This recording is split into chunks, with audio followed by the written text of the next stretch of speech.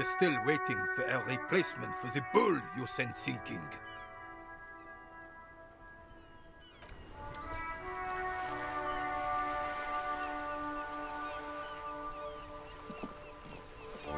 I have really outdone myself. This is divine. Yes, that's what you need, Gaston. More padding on that fat arse of yours. I hope your heart gives out. René, it's a little pleasures. Life doesn't need to be a struggle. Hello, officer. How might I be of assistance on this fine day? Let me think. I heard someone was hanged and left on a tree for a week. But that's all I know, really.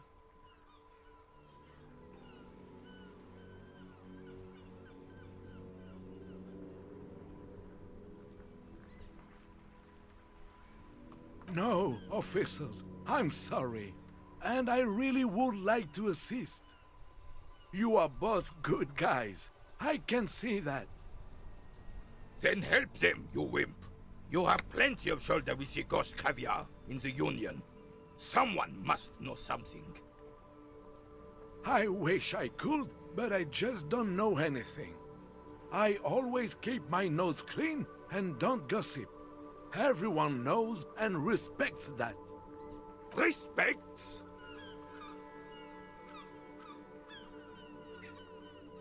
I'm not even anyone. Of course he's holding back. His mouth is so full of Union prick he can't even speak properly. Can I at least finish my fucking sentence before you piss on it? Is that okay, René? I'm not anyone important in the Union. I just know Evrard. Everyone in Martinez knows the Clare brothers. I taught these boys human studies and history in the gymnasium. What do you know about history? You never witnessed history. Only heard about it years later, when it had already moved on. The old soldier mumbles something under his breath and turns to face the sea. There he stands, proud, rigid and alone, like a cracking marble statue. Let's try not to get caught in a crossfire. Oh, in many ways, yes. Like an honorary member. I attend meetings and parties, help with little things. Evrard, Edgar, and the older debarders all know me. Oh, yes. Not in the technical sense. I don't have a vote or a membership card, but Evrard keeps me on the payroll, just for the little things. Of course he's not a member. He's not a member of anything. I knew that. He's a Weservein. Turns the way the wind blows and tries to look important. I hate the socialist rabble, but even siding with them is better than living your entire life on the fence. Never committing to anything. Pick a damn side already. Writing work mostly. Occasionally, he needs something written, and I happen to have a way with words, people say. Oh, nothing official, I assure you. Just essays for the newspapers. About Martinez and how things are and how they could be. Evrard and I have these long talks where... Well, he tells his little pen man exactly what to say. It's commie propaganda, plain and simple. You should be ashamed of yourself. No, thank you. For being consummate professionals. You'll have this case wrapped up in no time. I'm sorry, officer, but I really don't share food. Nothing personal, it's just a principle. The only one you have. The sandwich looks like a culinary wonder, well made and abundant in components. The author sure knew their craft. In addition to the obvious slice of ham, a fat one, you notice a brim of a tomato peeking from below, and Is that mayonnaise? Believe me, officer, I wish I could help you, but I need this sandwich to keep my blood sugar stable. In my age, you need to pay attention to these things. You can barely hear him. The sweet smell of pickles in harmony with garlic butter and marinated onions emanating from the sandwich is driving your mind in a singular direction. It must be yours.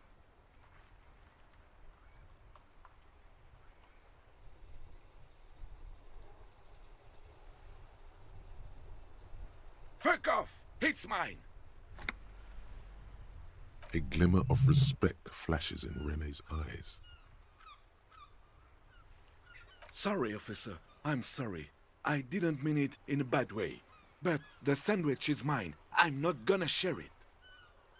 And it's gone. When the dissidents come to rape our country, he hides. But try to get a bite of his dear sandwich and he gets claws? You're a special kind of vermin, Gaston.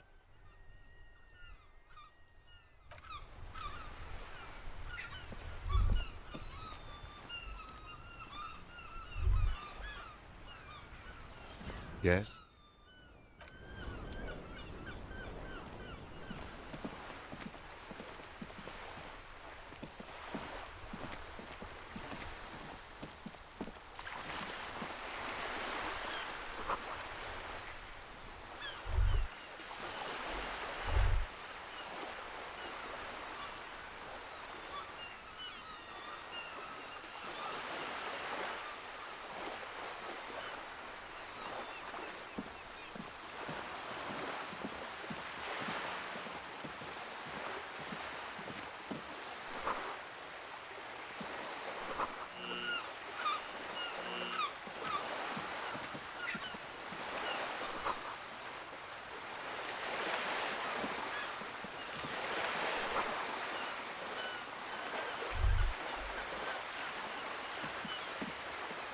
This coin-operated viewer is facing southwest.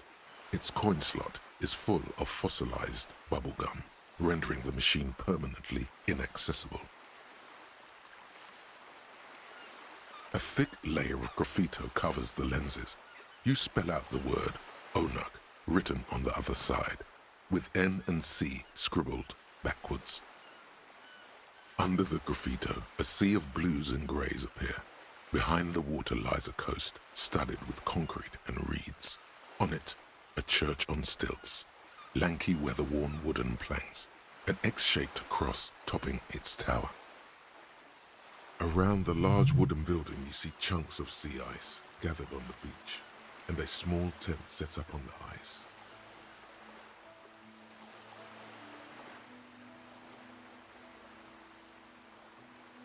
Probably some kids. A simple but clever solution to ruin in a coin-operated viewer. It took ingenuity. The metal feels cold and wet under your palm. It looks unhygienic.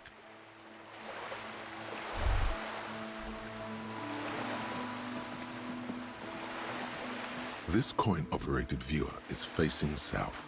The instruction manual says to insert 25 centimes and pull the handle while looking inside. Then use the focus knob to zoom in if necessary.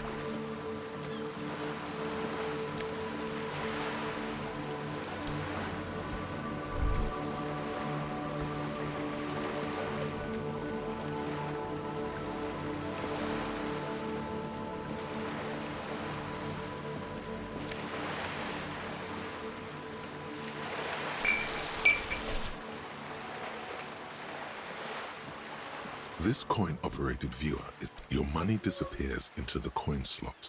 A clunk, the ring of metal. The curtains on the display open. You lean in to catch the view. It's blurry, different blues and greens.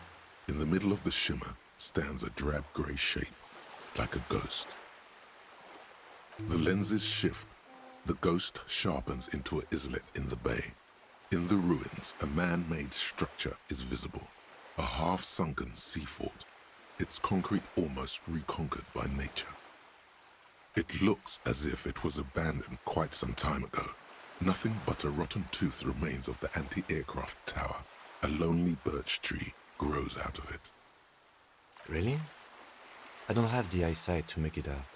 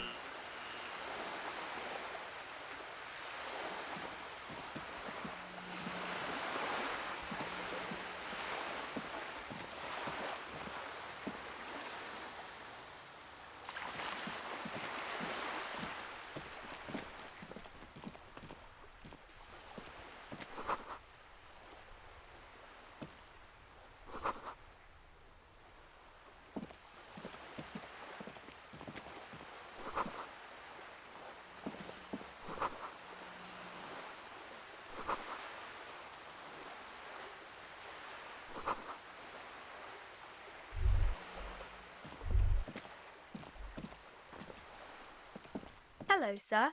Step right in. The store is open. Are you interested in a new and exciting book? It's a bookstore, sir. We sell books, postcards, and some board games. It's called Crime, Romance, and Biographies of Famous People. Whoa, whoa, whoa, whoa. Hold your horses, little girl. That is a book. They have stories inside them. It's like someone told you a story in a really long letter. A postcard is a small cardboard picture. You can write a few words on the other side and send it to your friend or beloved. Board games are like little games on a table, made to pass the time. There are several different ones, but sailors here mostly buy cards. My pleasure. Anything else you'd like to know? Okay, sir. I'll try to answer any questions you have. I hope they're about books. My name is Annette, sir. My mum, her name is Plaisance. She owns the store. She's inside minding the register or organising the stock. Feel free to step in and browse our wares. I'm signalling that the store is open. Otherwise people might not know. They'd miss out on the crime, romance and biographies of famous people.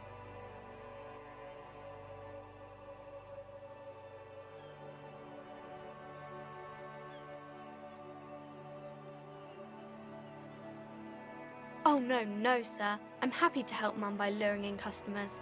Besides, I have some hot juice in my vacuum bottle to keep warm. I do my studies at home at the moment. I have to help Mum keep this place running.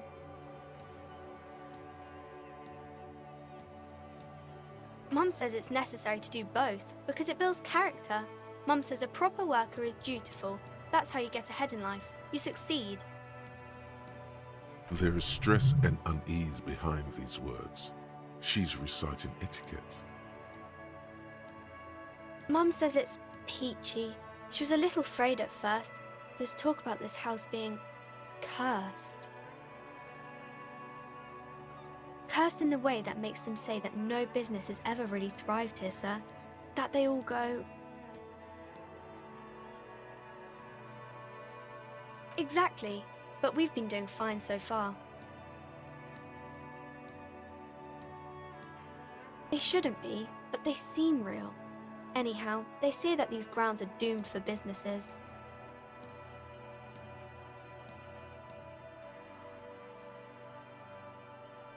Of course, sir. Crime fiction is about murders or burglaries or things like that, and the work of a policeman or a private detective who's trying to solve a crime and catch the criminals. Crime is what we were solving before this conversation began.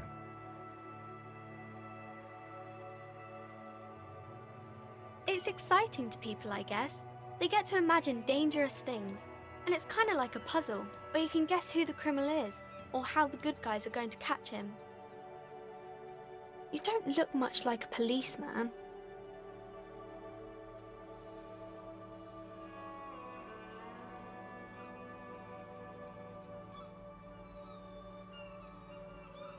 Didn't mean to offend, sir. Sorry, sir.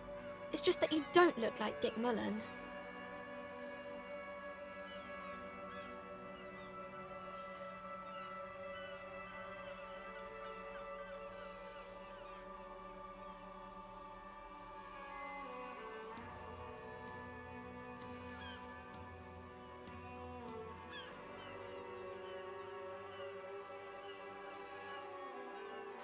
She looks at Dick Mullen, frowning. He isn't even drawn right.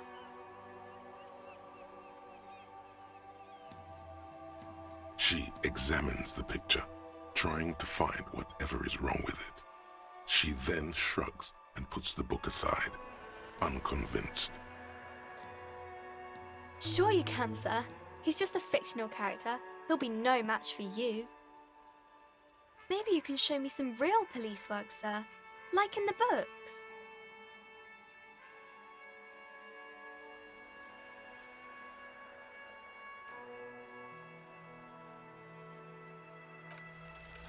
The girl keeps her hands folded, hidden. Why is that? What do you mean, sir?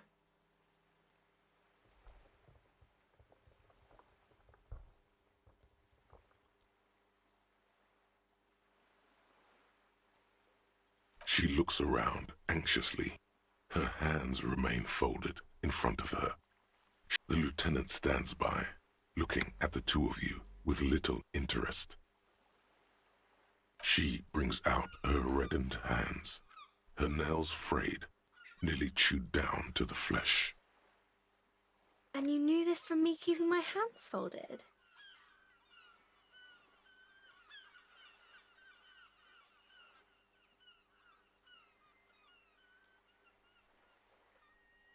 Well, that proves nothing.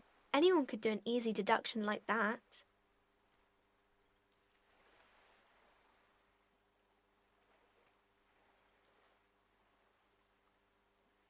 She nods, half provocative, half enthusiastic.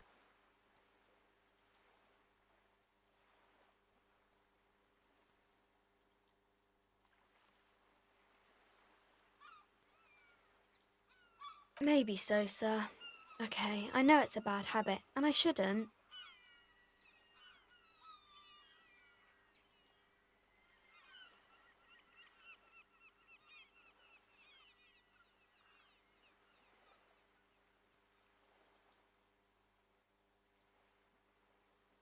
It was okay, sir. There's more that can be achieved here. Ask her to do the same.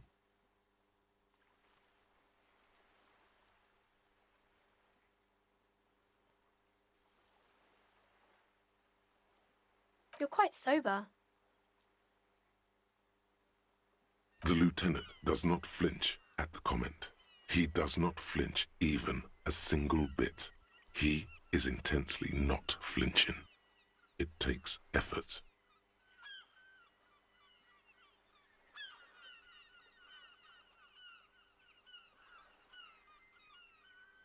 Because you usually aren't. I'm sorry, sir. I hope things get better soon. There she stands, swaying on her feet, assaulted by the early spring breeze. She smiles at you. The whole situation suddenly feels familiar. It's the type of book where there's a rich lady and she has to choose between the good man and the bad man. Or there could be a story about a poor lady getting a rich man. It's about man and lady business, sir.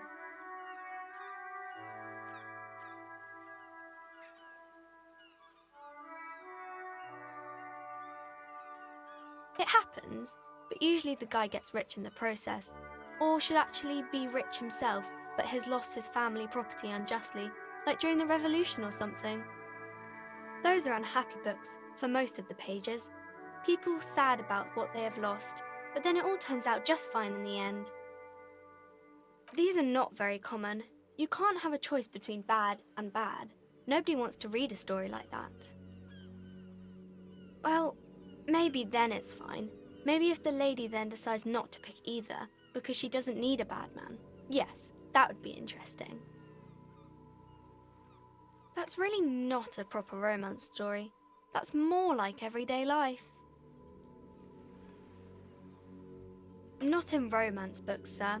These are about nice and pretty people, and everyone is happy in the end. I haven't read many of those. Maybe you should ask Mum.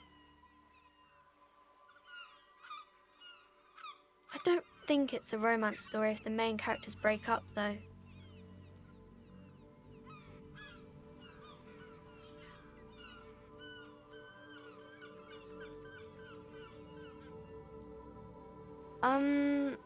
No, I don't know. Yes, she knows books, definitely. What was that? An idea for an unfinished novel stuck somewhere in your forebrain? Later, when you get the chance, you should address these issues by getting drunk. That'll show them. Maybe some about other books? Oh, kings and queens and generals of old, or artists and writers, or musicians, those kinds of people. There's usually something extraordinary about them. I think that's why people read them, to find the secrets of their fame. Seems like most people who read those books fail to get more famous from reading them.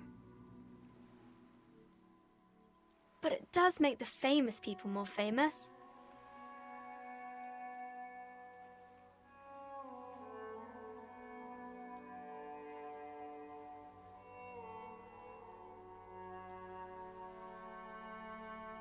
Why would they do that, sir?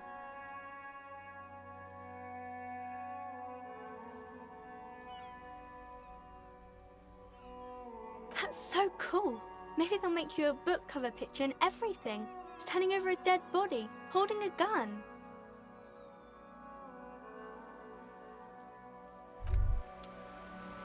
As you turn, a bright light catches your eye, making you squint.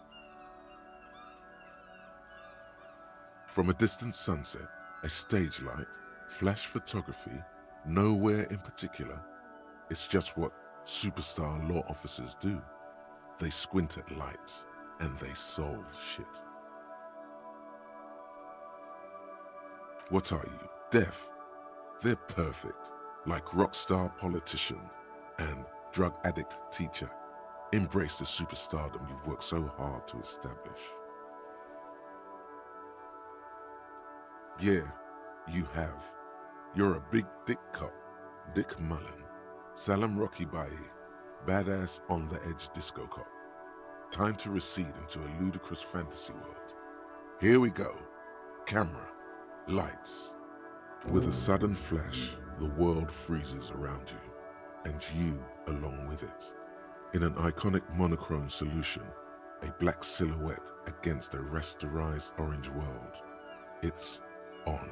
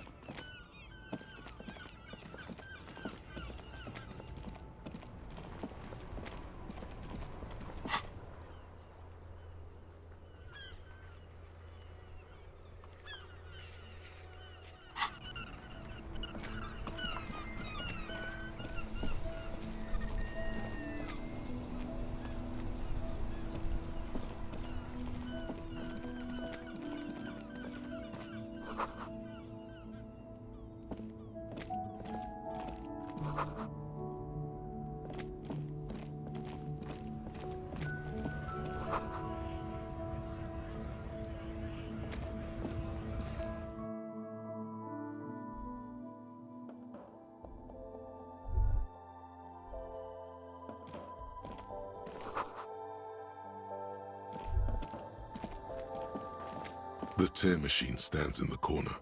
A sign says, 1 bottle equals 10 cents. Your bottles clunk into the machine, and the money appears with a satisfying jingle. You're a richer man now. The tear machine stands in the corner. A sign.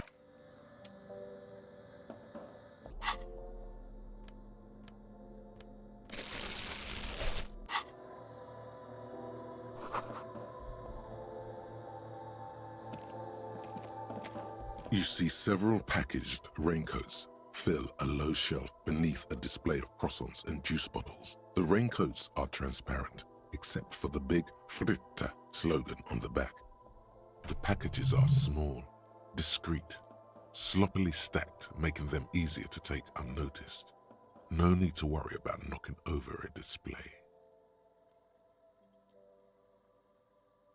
What is what? It's a raincoat. If you want to buy one, then it's only 4 real. Her attention is drawn to the raincoats. Stealing one undetected will now be more difficult.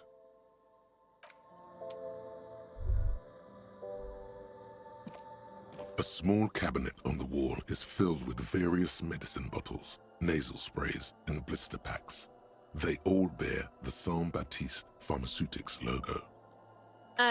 Just ask me if you need anything from Saint Baptiste. We don't stock prescription meds, but we do have Nosafed, Duramine, Magnesium, and Hypnogamma.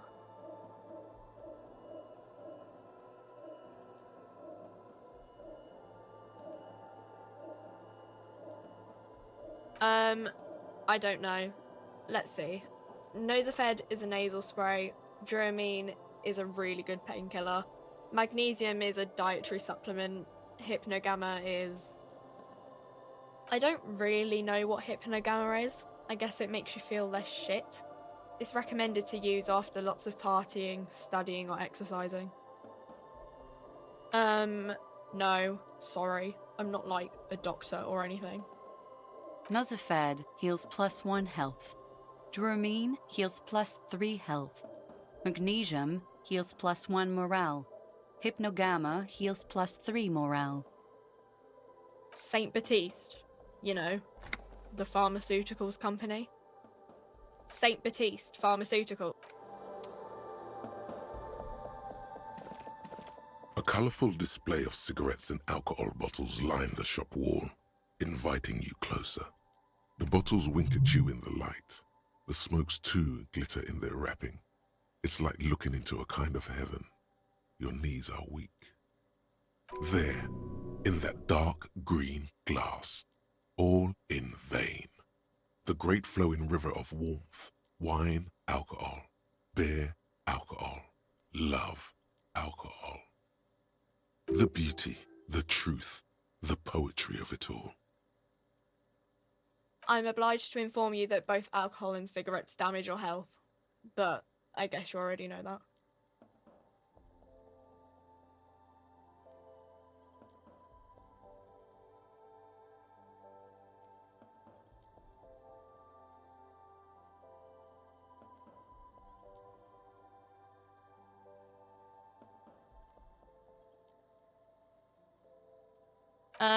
The pale aged vodka is special, I guess.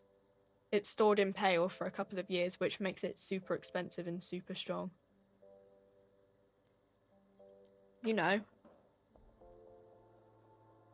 Don't worry your pretty little head about it. Let's concentrate on what's important here. I mean, I already said it'd hurt you. I don't know what else they do. Substances give powerful bonuses to your main stats at the cost of damage to your health or morale. Cigarettes raise your intellect while damaging your health. Alcohol raises physique while damaging your morale.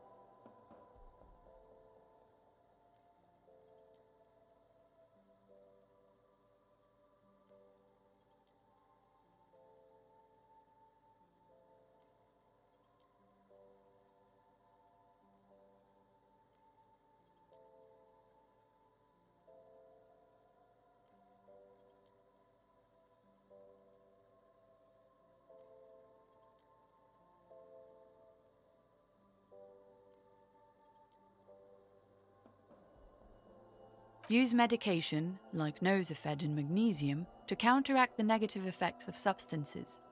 Note: consuming substances can have unforeseen consequences for you. No, Frick only sells legal drugs, like the law says.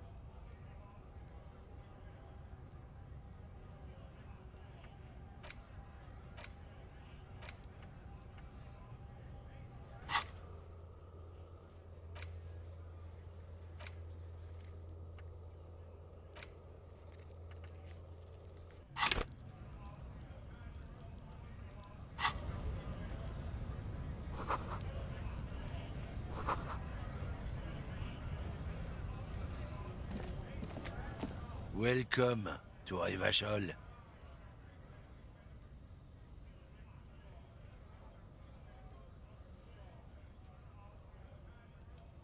Don't you welcome to Revachol me.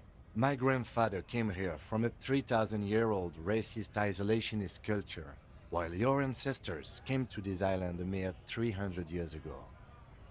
Every school of thought and government has failed in the city, but I love it nonetheless. It belongs to me as much as it belongs to you. It's men like you who keep Revachol divided, making it that much harder for everyone to climb out of this post-war limbo. Oh, come on, man. I just said welcome to Revachol. It's a lorry driver thing. I know exactly what you meant. You think my kind doesn't belong here, that I should watch myself and behave.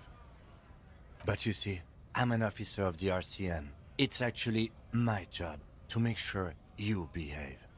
I would advise you to remember that. Silence. The air between them becomes tense. Your partner needs backup. Now's your moment to shine.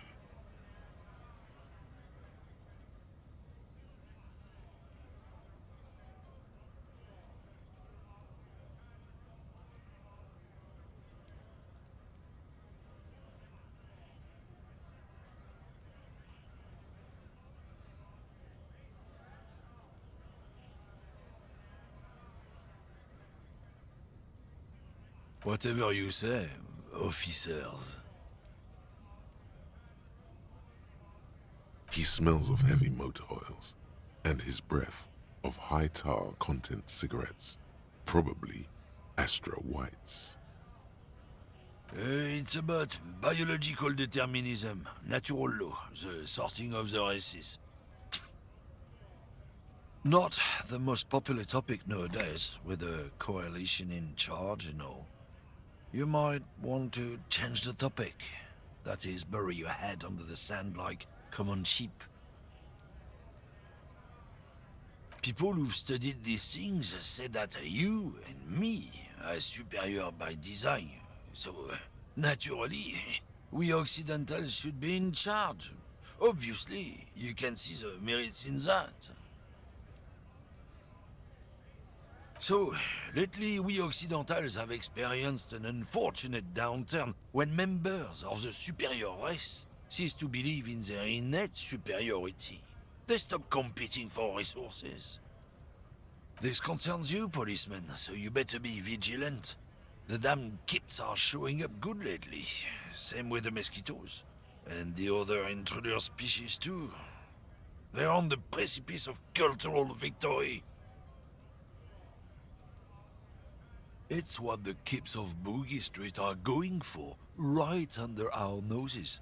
and the others too, on the radio. Heard any chansons lately? Heard any motetos or leader? No? Dominating culture is how they plan to win. They say so themselves. It's true. Also, you need to realize the dangers of mixing races. Who knows what might happen if people don't stay in their birthplace? You might end up with a new sub-race, with unknown characteristics, leading to extra competition. That's why you've got to control the offspring.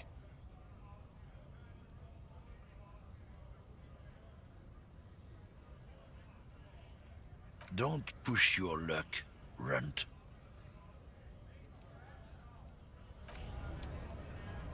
Looking for something, Runt?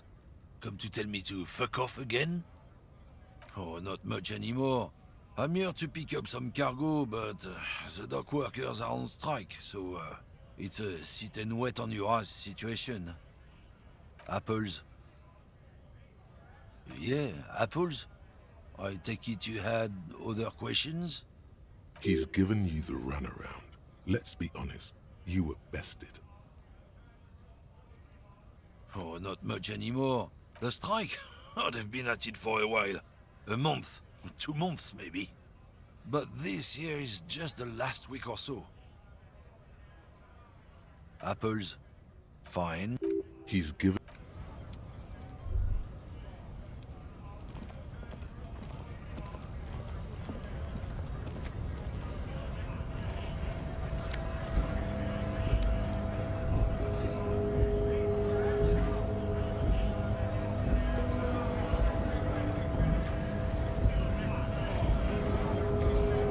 Scab?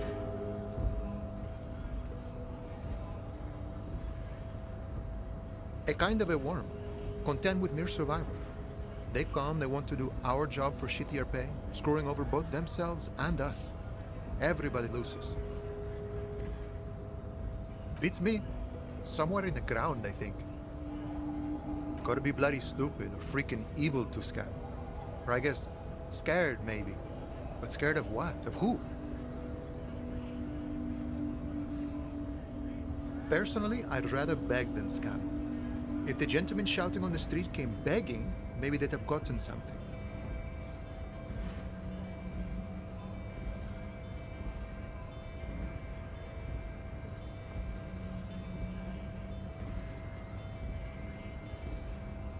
We've explained the matters, but they don't listen.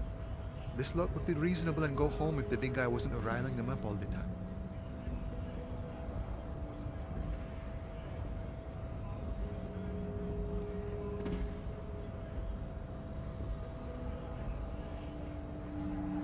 I was just messing with you. No one's ever seen a cop scab.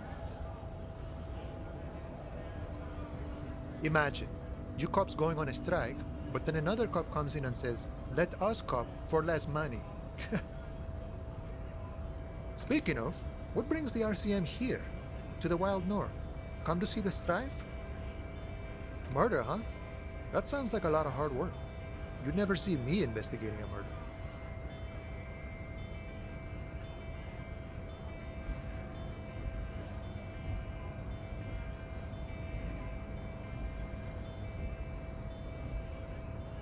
That's okay. I have no idea what I'm doing either. I don't even know what day it is. Don't tell me. It's a better day that way. My friend, I respect the right to roam. The open range awaits. I don't operate in that capacity.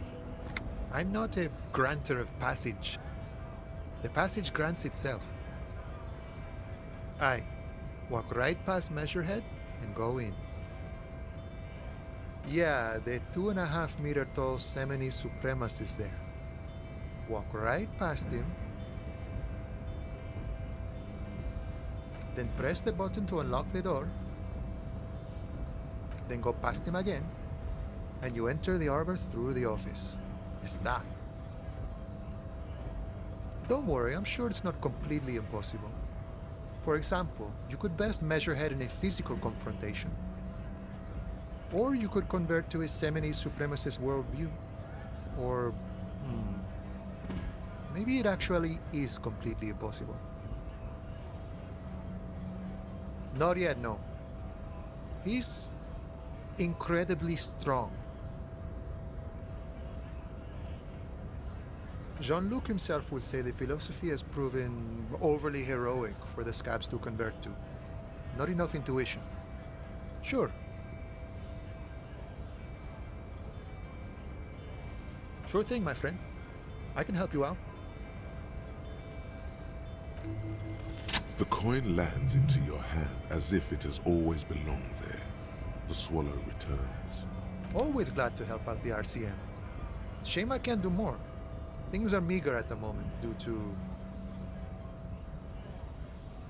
You know, the winter's fat is slowly running out and all. Still better than scabbing, though.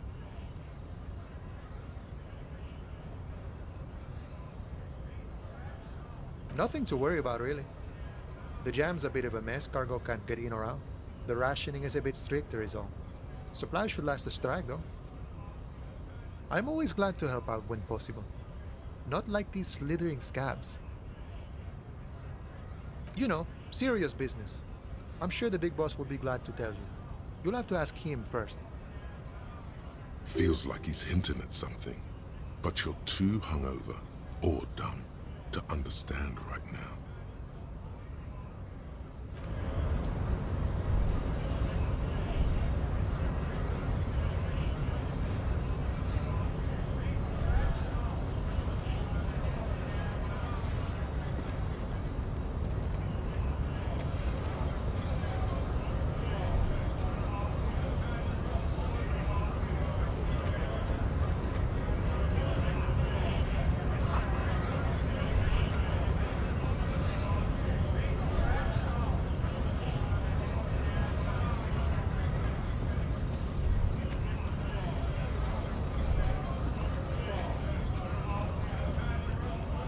Bastards!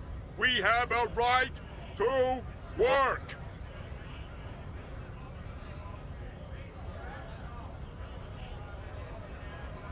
Hold up and stay frosty, everyone. Cops are here. You here to fuck with us? Beat the honest worker down. We're here to fight for a cause. Stripes usually have problems with people who have causes.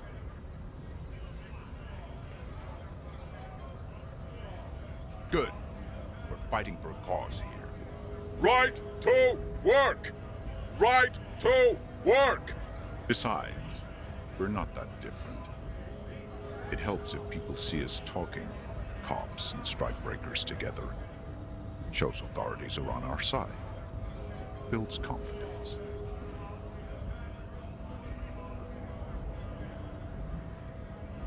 Rights of people, rights of workers, to have gainful employment, to make a salary, and feed their families.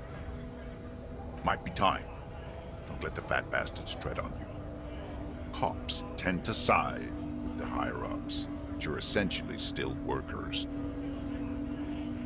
I don't trust cops, but I can see you understand the right to work! Right to work! Maybe you should ask them the questions, like why we're not allowed to make a living here. Shame on you! We have families to feed, you piece of shit. So do we, Scab.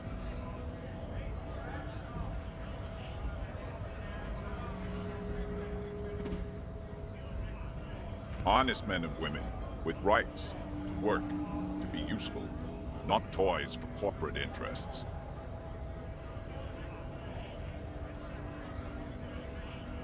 We came here to help the harbor run smoothly in time of crisis. If Union fucks don't want work, they ought to let in those who do want work. I have a question. Why do all these men follow your leadership?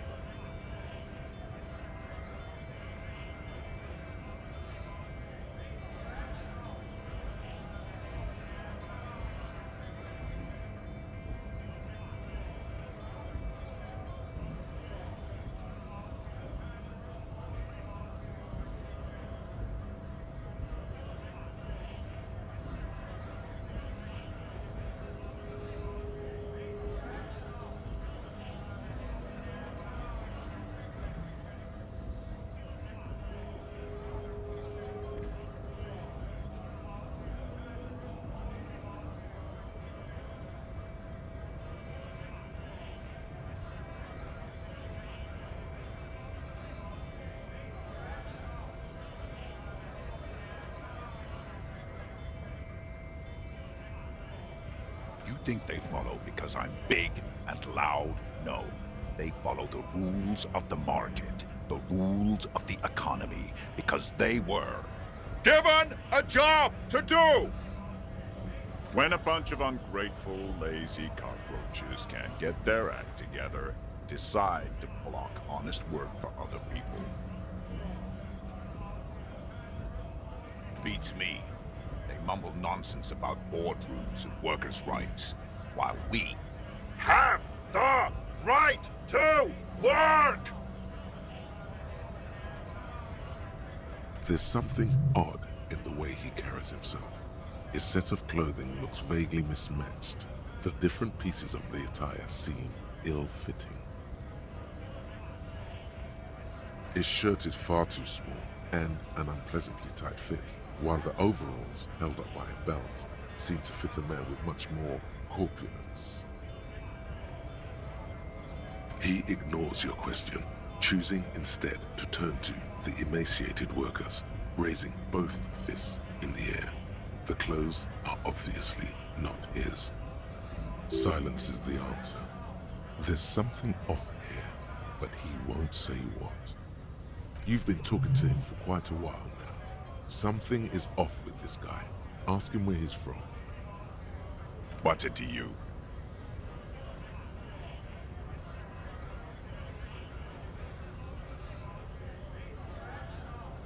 Big mess, caused by union greed. But I only fight for the rights of people.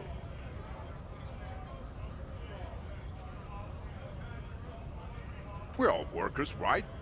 Workers stick together. Came from the eminent domain, in Jamrock. Backgrounds in odd jobs, heavy lifting, cargo hauling, bouncer work. I know the drill.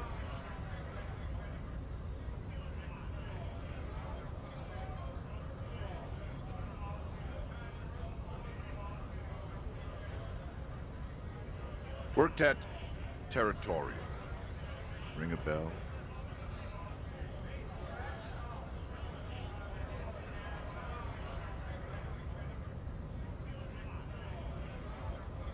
Uh-huh. It was a long time ago. What's it to you? Am I a suspect? Done no crimes. I only fight for the rights of people. We're all workers, right? Workers worked at Territorial. Ring? Uh-huh. It was a long time ago. Have fun. Union shits are on full strike. Don't think they're going to let you through the gates. You trying to meet their fat boss?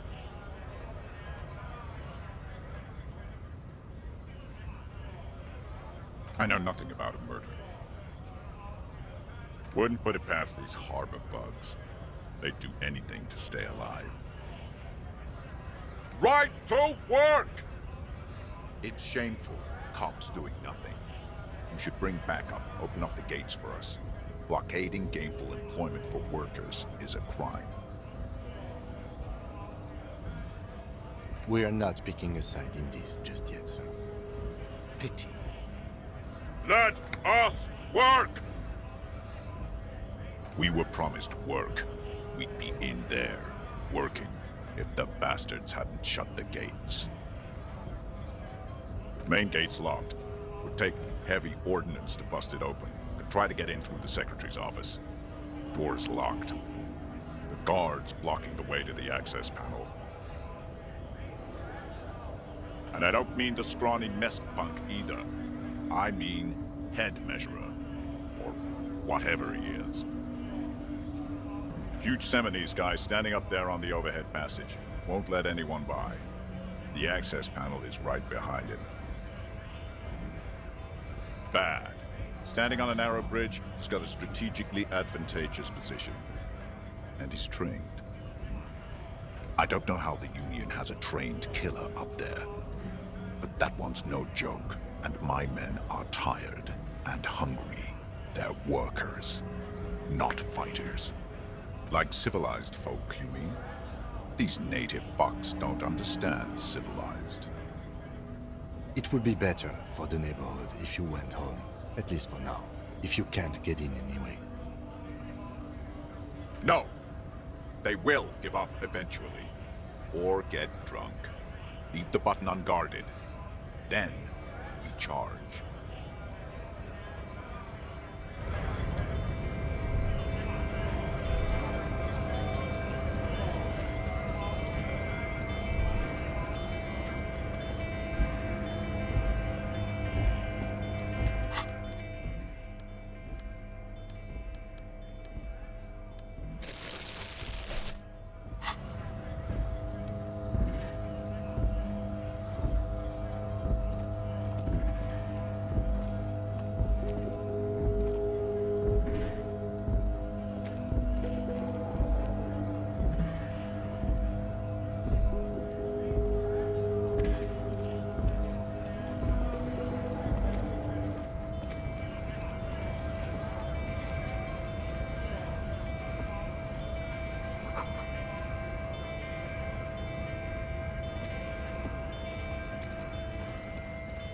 A lorry stuck in the traffic jam.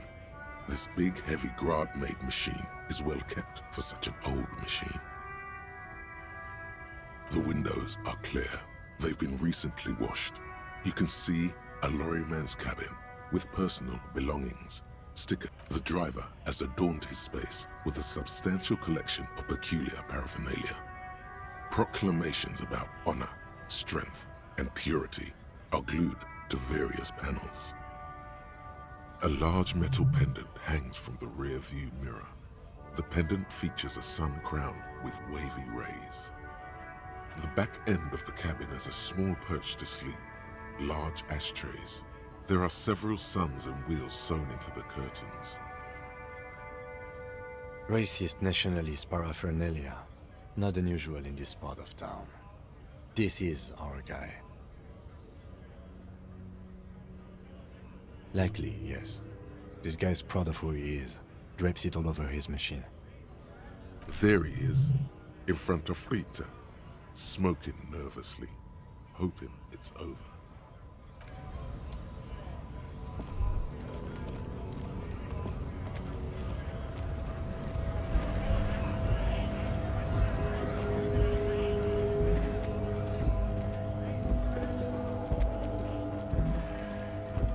Looking for something, Hunt?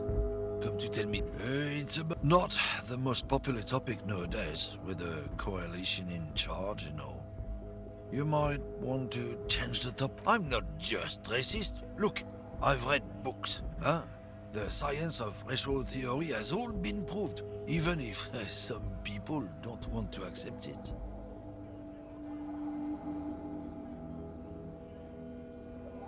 People who've studied these things say that you and me are superior by design, so naturally, we Occidentals should be in charge. Obviously, you can see the merits in that. Oh?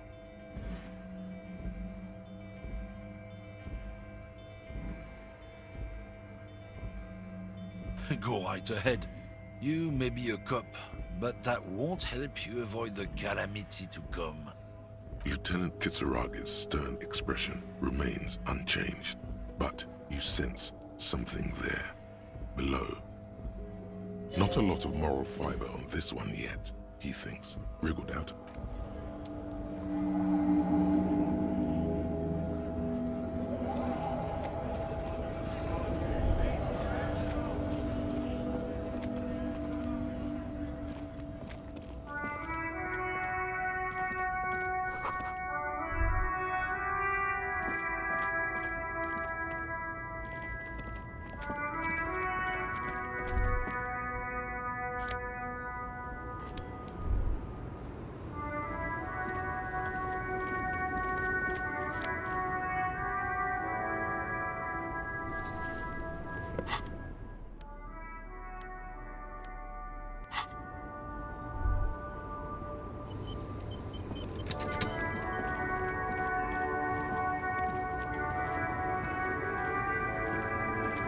The small, wrinkled woman does not greet you. She nods along to something on her radio. A photograph is clutched in her hands, and there is a warm smile on her face. No response wherever this woman is. Your no response. No response. Wait. She's just a distracted old woman. Better to leave her alone. Why? I just told you why.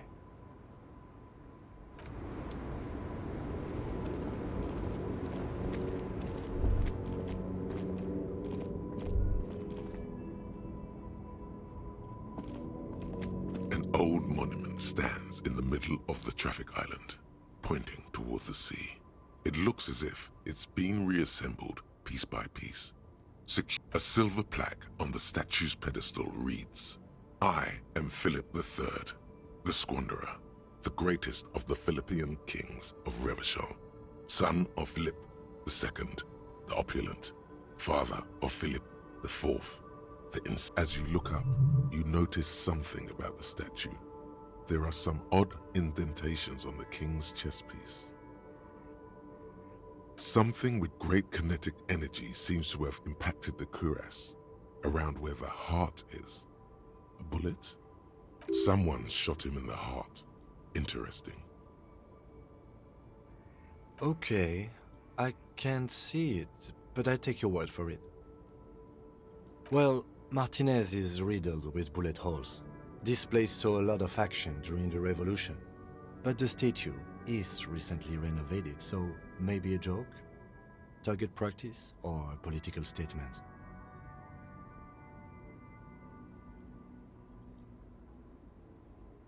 If we connect every bullet hole in Martinez to the murder, we'll get an overwhelming amount of loose threads.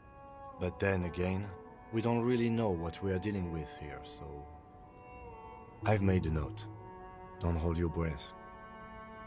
The king stands high above you, surveying the bay, mute and indifferent to your sightings. Even by the standards of the Philippian kings, old sumptuous Philip was known for his profligacy. Well, he blew through the whole national treasury, starting the decline of one of the penultimate century's greatest superpowers, the suzerain of Revachol. His own maladministration foreshadowed the fall of the monarchy. During the anti-centennial revolution, an end to his family line and the monarchy on the Insulindian Isola. Stories have it that he had his bedroom converted into a treasure chamber, where he stored unfathomable wealth. Krugerrands, bars of gold, ornate weaponry, armor, and various chalices. He called it the Sol Aurum. It was obscene. There were whispers he slept on a huge pile of gold-dipped feathers, like some obese dragon, instead of a bed, like a normal person. But wait, you haven't even heard about his fabled cocaine addiction. You see, old Philippe wasn't just good at squandering the national treasury on gold and ceremonial weaponry, he was also a prodigious snorter of nose candy. Not just any nose candy though, we're talking Royal Philippian Blow, allegedly twice as potent as the stuff you find nowadays, and purple. Philippian cocaine was purple.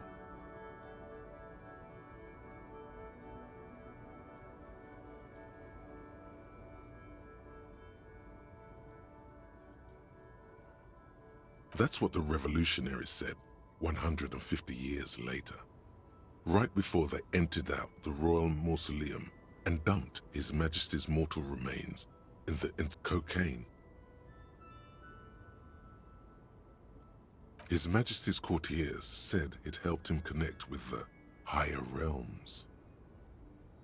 Beneath the cold waters of the Insulindian Bay, thrown there by the revolutionaries after they cleaned out the royal mausoleum.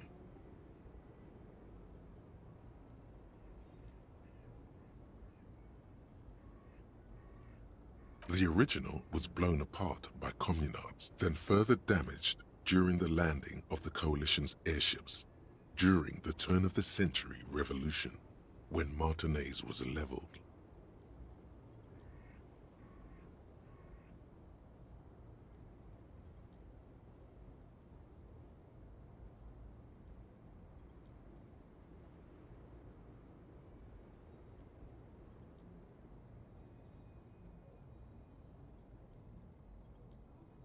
Some years ago, a group of liberal, artistically inclined individuals, designers mostly, thought it would be ironic to restore the statue of the most wasteful ruler of Revachol in the poorest part of the city.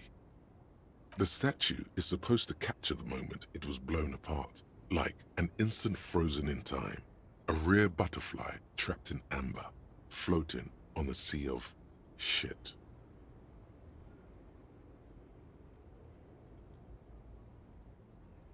Neither do people in Martinaise. The statue has proved to be controversial in a neighborhood mostly populated by the left-leaning working class. Philip III, the squanderer, however, with his bronze face up in the air, doesn't seem concerned about what the hoi polloi think of him in death.